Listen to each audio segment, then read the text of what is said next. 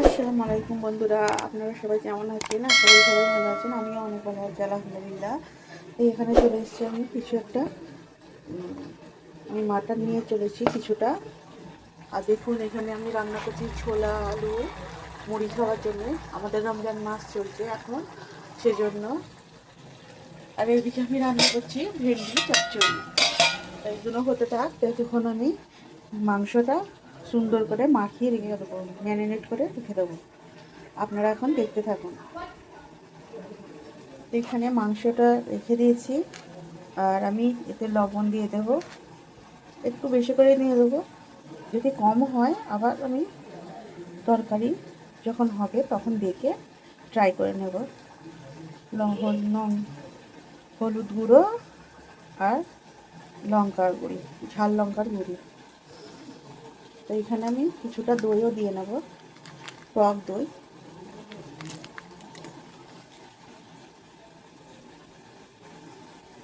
আর দিয়ে নেব আদা রসুন। এখানে আমি আগে থাকতেই পেস্ট করে রেখেছি আদা রসুনটা, এইটা আমি দিয়ে নেব। আদা রসুন বাটা। এদিকে আমার আবার ছোলা রান্নাটা হচ্ছে, এই যে ছোলা আলুর তরকারিটা করছি, এইগুলো আমি কষিয়ে নিই ভালো করে।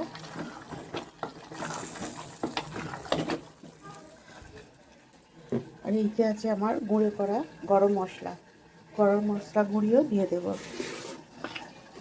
তারপরে আমি খুব সুন্দর করে হাতে করে মাখিয়ে নেব। দেখতে পাচ্ছেন এখানে আমি অনেকটাই গরম মশলার গুঁড়ি দিয়ে দিয়েছি। এখানে আমি এটা ভালো করে দিয়ে এবার মাখিয়ে কিছুক্ষণ আমি রেস্টে রেখে দেবো।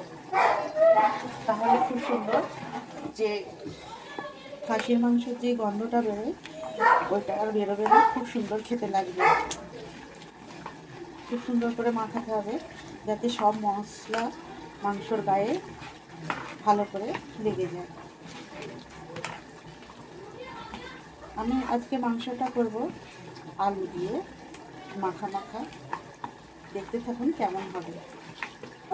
এদিকে আমাদের রমজান মাস চলছে, আবার অনেক কিছু রেডি করতে হবে আমাকে একটা হাতে। সবই আমি করে নেবো একটা হাতে।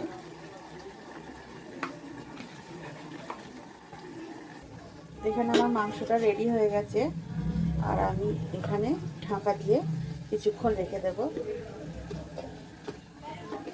এদিকে আমার অনেক কাজ আছে, এখানে ছোলার তরকারিটা হচ্ছে, আর এইদিকে আমার ভেন্ডিটাও হয়ে এসেছে।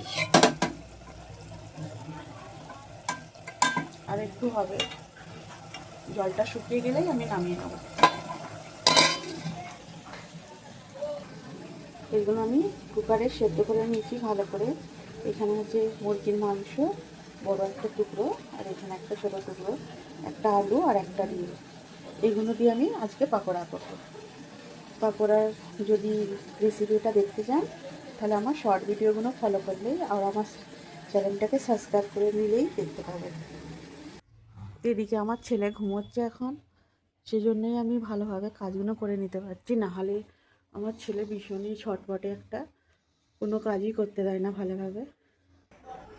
এখানে এখনও অনেক রোদ আছে, আমাদের এখানে তো এখন ঠান্ডা, পাহাড়ি এলাকা, সেজন্যে কোনো অসুবিধা হয় না। এখন সময় কিন্তু অনেকটাই হয়ে গেছে, আমাকে তাড়াতাড়ি করে ইফতারির জন্য আবার জোগাড় করতে হবে সব কিছু। এখানে আমি কিছুটা আলু কেটে রেডি করে নিয়েছি, এগুলোও আমি মাটন দিয়ে কষা করব, আলু দিয়ে একটু মাখা রান্না করব সেই জন্য। আর এইদিকে আমার ছোলা আলুর তরকারিটাও হয়ে গেছে। আর এখানে দেখুন আমি পকোড়া যে করবো, চিকেন পকোড়া, সেজন্য আমি সব কিছু রেডি করে নিয়েছি। এইখানে আমাদের ইফতারির জন্য বাজার করে নিয়ে এসেছে। কী কী এনেছি চলো দেখায়। এখানে আছে বেদানা, আর এখানে আছে আপেল, আর এটা আগেরই ছিল শসা, বেদানা, কলা। আর এখানে আছে দেখায় আঙ্গুর। এগুলো আমি আবার ইফতারির জন্য সব কেটে রেডি করে নেব। টাইম হয়ে আসছে, তাড়াতাড়ি করছি। দেখুন এখানে আমি পকোড়ার জন্য পুরটা একটু দিয়ে দিচ্ছি, কাঁচা আমাকে একটু মনে হয় যে কীরকম গন্ধ বেরোবে নাকি, সেই জন্য আমি পুরটা একটু ভেজে নিচ্ছি। ভালো করে মিশিয়ে যাবে আর মশলাগুলো একটু কষা হয়ে যাবে।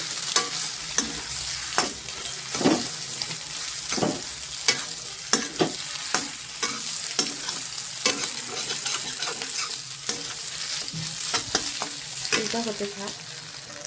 এখানে আমার পুরটা রেডি হয়ে গেছে, দেখুন কত সুন্দর হয়েছে। এটা আমি তুলে নেব। এখানে আমি তেল দিয়ে নিয়েছি, এবার আমি মাংসর আলুগুলো ভেজে নেব। মাংসর আলুগুলো দিয়ে দেবো।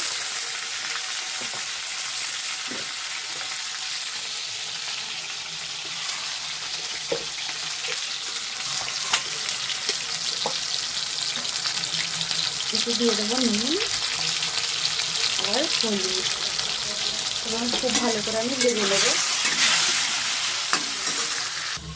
দেখুন আমার আলুগুলো খুব সুন্দর করে ভাজা হয়ে গেছে। এবার আমি আলুগুলো তুলে নেব। এখানে আমি মাটনটা রান্না করব বলে মাংসটা এখানে আমি তেল দিয়ে দেব।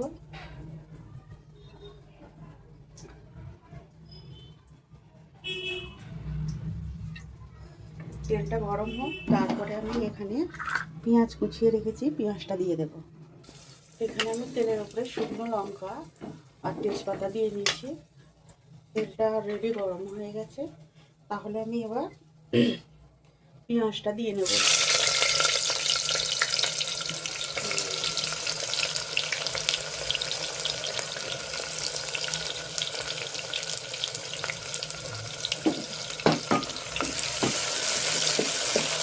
পেঁয়াজটা এখানে লাল লাল করে ভাজা হতে থাক, খুব সুন্দর করে ভেজে নেবো। তারপরে আমি মাংসটা দেবো।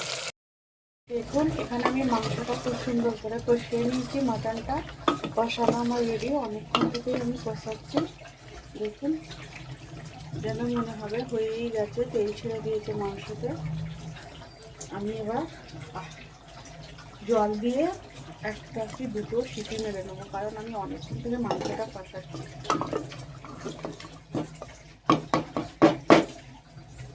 দেখেছে হাড় থেকেও মাংস ছেড়ে দিয়েছে।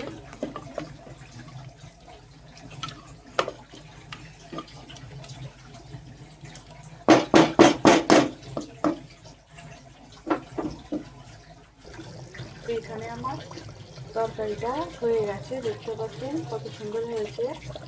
একবার বাড়িতে বানিয়ে খাবেন, খুব সুন্দর লাগবে।